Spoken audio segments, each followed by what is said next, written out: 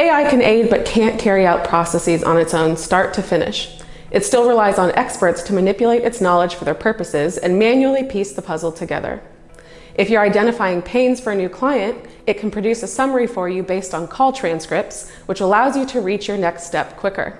It can't autonomously know this needs to be done in the first place and can't act beyond it. It's reactive, can't consult, can't conduct a needs analysis. The doing is on you.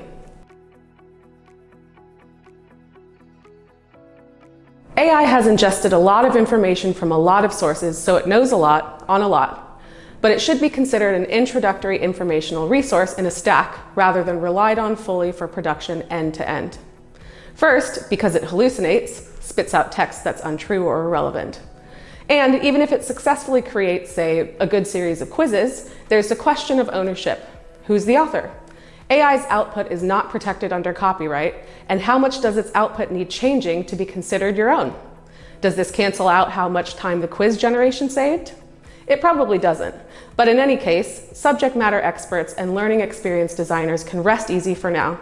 Any output will need checking for informational and pedagogical accuracy. Scripting, filming, editing, color grading.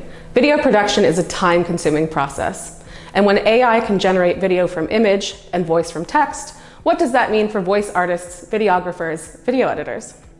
Maybe an AI can generate a talking head video, but is that even the best way for your cohort to learn in that specific context? Different types of media are better suited for different educational purposes. A talking head video will be pretty redundant where someone needs to be shown where to find a file, for example. Then there's the human element to media. An actual recording of your CEO will be more emotionally resonant and motivational to an employee being onboarded than an AI version that uses their likeness.